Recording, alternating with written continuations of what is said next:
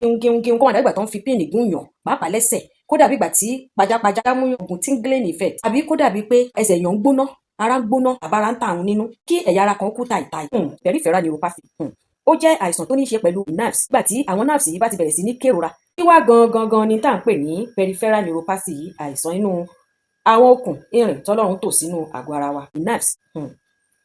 Òun ni wípé tí àwọn okùn tó di àwọn ara tó so gbogbo ẹ̀ papọ̀ láti ṣiṣẹ́ dáadáa yìí, tí wọ́n bá ti dábẹ́, tí nǹkan bá ti ṣe wọ́n, tí wọn ò bá wà bó ṣe yẹ kí wọ́n wà mọ́, torí wọ́n ní bá ọpọlọ ṣiṣẹ́, wọ́n bá eegun ẹ̀yìn náà ṣiṣẹ́, ṣẹ̀mọ̀ pé gbogbo ohun tó gbé ara dúró tó ń jẹ́ kí function ara kó lọ déédé, nervous system yẹn gbogbo ò nìyẹn, àwọn nǹkan tí ara ṣe ń function, tára ṣe ń ṣe bó ṣe yẹ kó ṣe nìyẹn.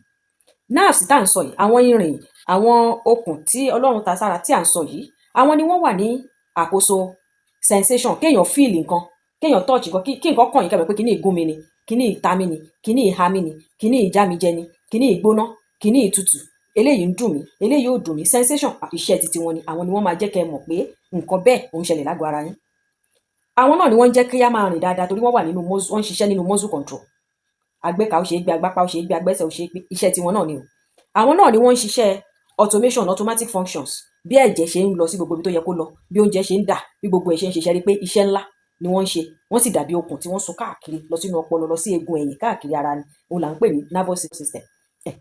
Ṣe rí pé iṣẹ́ ńlá ni wọ́n ń ṣe. Kí gbogbo àwọn okùn irin tọ́lọ́run wá so káàkiri ara yìí kó wá ní àìsàn, kó má wá ṣiṣẹ́ bó ṣe yẹ kó ṣe mọ́, òun ni à ń pè ní peripheral neuropathy.